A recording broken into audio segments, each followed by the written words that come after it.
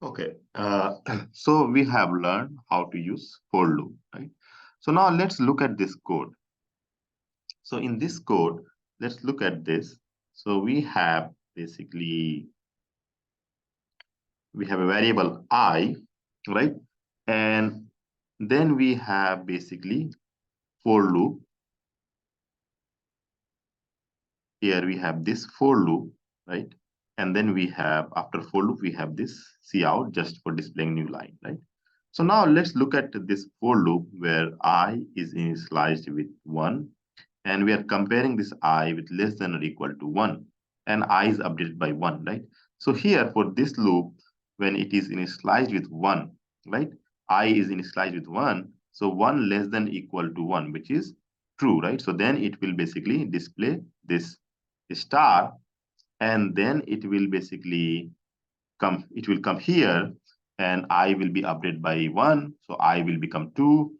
2 less than equal 1, which is false, right? So then it will only display this star only one time, and then you will have a new line, right? So in this case, what you will have for this loop, you will have is that you will see only one star. After that, new line will come in. Now, let's come to line number 12, and let's look at the loop again. So here in line number 12, you have I is again initialized with 1, and then you are comparing I with 2 for less than and equal to relationship, less than or equal to relationship, and I plus plus, right? So when I is initialized with 1, 1 less than or equal to 2, which is true. So this will display this star one time, right? Then I will be updated by 1, so I will become 2. 2 less than or equal to 2, which is true. So again, this condition is true. Then this will execute, so it will display second star, right? And then I will become 3. 3 less than equal or equal to 2, false, right? So then, so this code will execute 2 times, right? So it will display 2 stars, and after that it will come here. Okay? So then a new line will be printed, right? So the output of this loop will be this. Okay? And then let's look at the next for loop, right? So this for loop will again print star, but this will print actually 3 times. It will print the star 3 times, okay?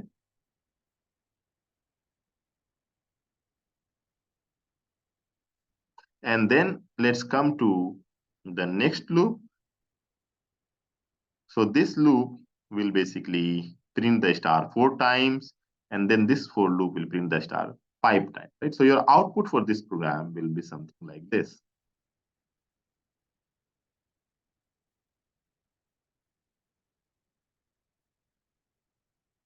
Okay, so this program will display this, right? So you can verify that.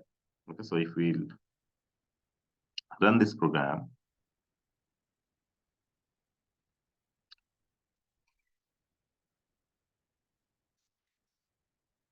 okay, so it works in the way that we discussed, right? So now here, now if you look at this code, right? So if you look at this loop code here, from here to here, and then from here to here, they're exactly same, right?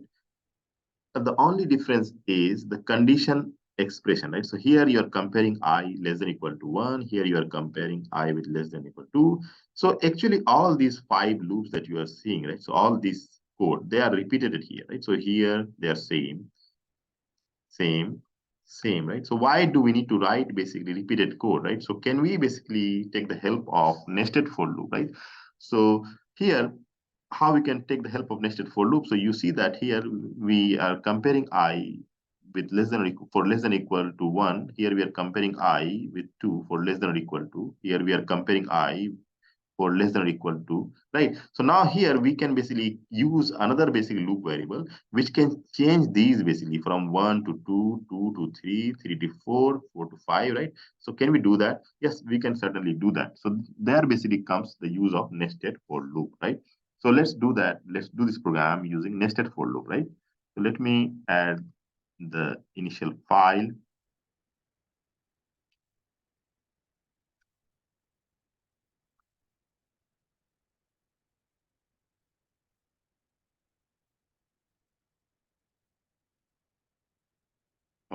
So let me add this initial file.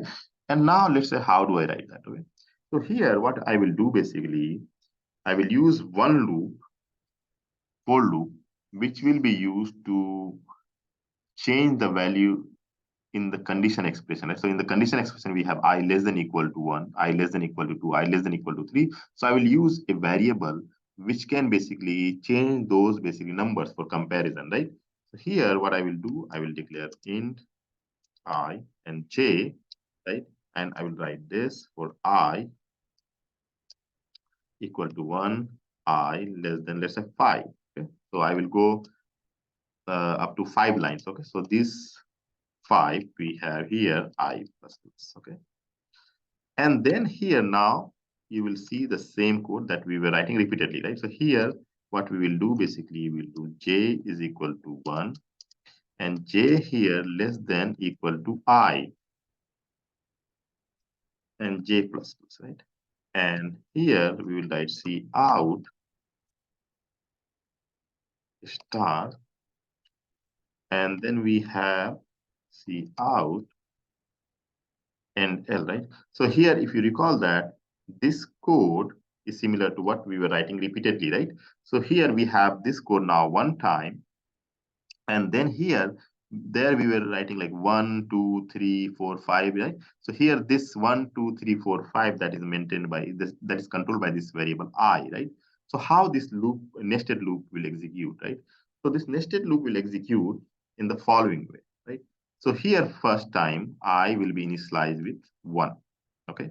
So 1 less than equal to less than or equal to 5, which is true, right? So then whatever you have here, that will execute, right? So let's understand that through the exam, with that write-up, okay? So here, I is 1, okay?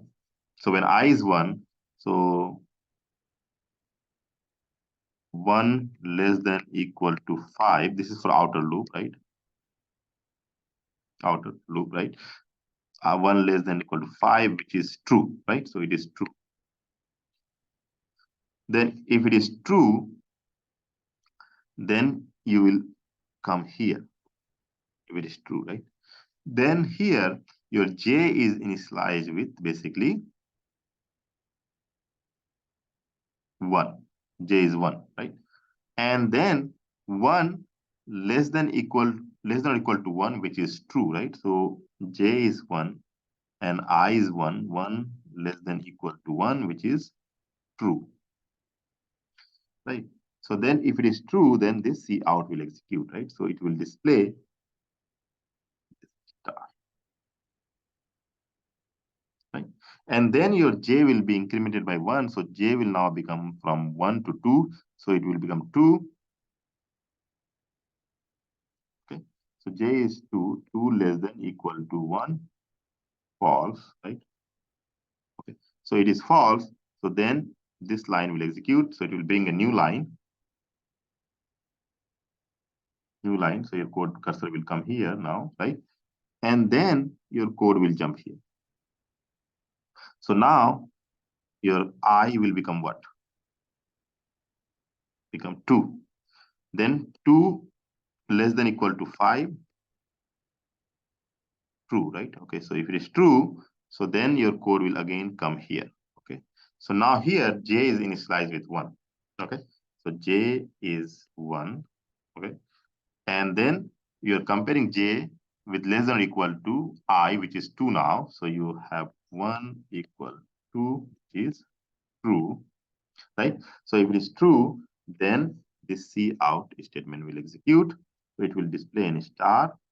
Then your code will basically update. From here, your code will come here. It will increment j by 1. And then j will become 2. 2 less than equal to 2.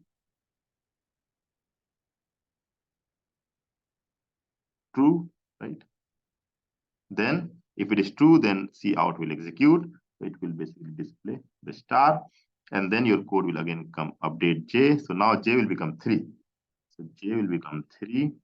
3 less than or equal to 2 is false. Then your code will basically execute this C out statement, C out and L. So which is a new line. So your cursor will come here. Now again, your code will increment I. So now I will become 3. 3 less than equal to 5, which is true. Then J will be initialized with 1. It will go up to basically 3. It will print basically 3 stuff. Right? In this way, basically nested for loop works, right? So here, so you see that if the Boolean expression is true, so whatever you have kept inside the for loop, that will execute, right? So here one part, here we have a compound statement for loop, so that will execute, right? And then we have cout and L will execute. So here you can trace basically the output of a nested for loop like this. So it will give you basically a good understanding how does nested for loop work, right? So having said that, let's work on a program which will display the prime numbers from 2 to 100, right? So we can use nested for loop to accomplish this task, right? So the outer loop we will use to vary the number from 2 to 100 to check that whether they are prime or not. And the inner loop will basically take that number from the outer loop and it will check that whether it is prime or not, right? So let's write a program for getting a number that whether it is prime or not.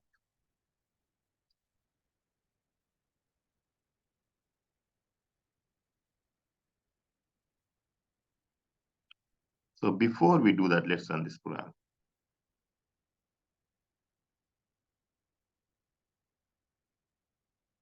Right, so it works fine, right?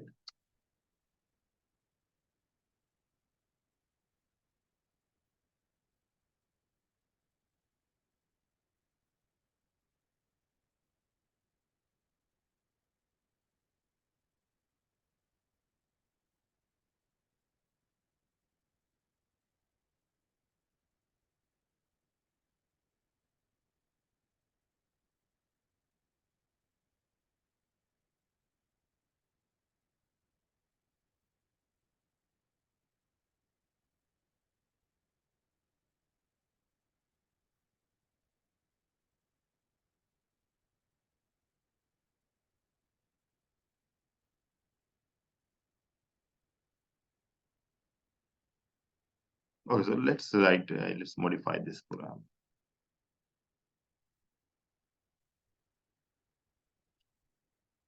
So since we use square root to get the square root of number in prime number computation, so we'll include this library CMath. Right? So here we will use basically two variables. One is num, and so num basically will go from 2 to 100, and then we'll use basically another variable div, so which we will basically use to divide the number, right? So that we will use, and then we'll again use is prime variable, right? So which will be basically used to tell that whether the number is prime or not. If it is 0, we will assume that the number is not prime. If it is set to 1, we'll assume that the number is prime, right? So here, what we have to do basically, we have to check that a given number is prime or not, right? And what we want that we want to display all the prime numbers that exist between 2 and 100, right? So here I will do this for num is equal to 2, num less than equal to 100, num plus plus. So this thing that you are seeing, this loop, it is used to generate number from 2 to 100, right? 2, 3, 4, 5, 6, 7, 8, up to 100, right? And then here, what we'll do, we'll write the logic for prime number checking, right? So here, what we'll do that, for each number, we'll assume that the number is prime initially, right? So we said this is prime 1. And then you remember that for a given, to check a number whether it is prime or not, so what you do basically, you start with basically 2, and you go up to the square root of that number, right? So here, we'll use another for loop, and then we will do this div is equal to 2, div less than square root of the number, div plus plus, right? And then here we are doing this if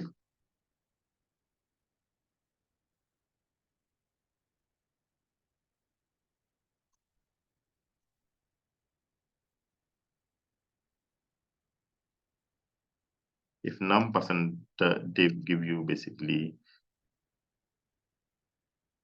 0, num percent div gives you 0, it means that the div divides the number. So it means the number is not prime. So we'll make this is prime 0 so that it can tell us that the number is not prime, right? And then what we will do basically, so if a number div divides this number, so we set is prime 0 and then we have break, right? So then our code will come here, right? Here we can do this. If is prime stays 1, then we'll display that number because we want to display the prime number, right? So we want to display the num, right? If is prime is 0, then the number is not a prime number, right? So that's basically the code which will basically give us all the numbers between two, all the prime numbers between 2 and 100, right? So you can check with some example, right? So first time num is 2, right? Okay. So here basically, so num is 2, we set is prime 1, right? For 2, so if you see that div is equal to 2 and square root of 2 is less than or equal to 2, which is 1.414, right? So this condition is false. So is prime will never be changed to 0, right? So is prime will stay 1. So then if is prime is 1, see out num is basically, it will display 2 as a prime number, right? Then 3, for 3 also it will happen. Let's talk about 4. So when num will become 4, is prime is 1. So we'll go div is equal to 2 and div is less than equal to square root of 4. So which is 2 basically. So we are comparing 2 with less than or equal to with 2 basically. So 2 is equal to 2. So then 2 less than equal to 2, which is true, right? So then it is true. Now then we are inside this loop. So then 4% 2, if you divide 4 by 2, you will get basically 0 remainder, right? So then this condition will be true. We'll set is prime 0 and then we'll break from the loop and then we'll come here, right? So here is prime is now not equal to 1 because is prime became 0. So 0 not equal to 1, which is false. 0 equal 1, false. So this 4 will not be displayed, right? So then let's talk about 5. When num is 5, is prime you again set to 1.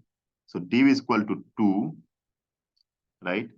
And then div less than square root of 5, which is 2 point something, right? So 2 is less than 2 point something, which is true, right? So then you have this, right? So now 5% 2 will give you basically 1, not 0. So then this condition is false. Is prime will not be 0, right? Then num div will be incremented by 1. So it will become from 2 to 3. So it will become 3 and then 3 less than square root of 5, which is 2 point something, less than or equal to 2 point something, which is false. So then the loop will finish and then you come here, right? And then you check is prime equal 1 because is prime has not changed. So is prime is equal 1, 1 equal 1, which is 2, right? So then it will display that 5, right? 2, 5. So on, it will go on, right? So that's the idea of basically using nested for loop. You can find the numbers between 2 and 100, which are basically prime numbers, right? Okay, so that's all about nested for loop.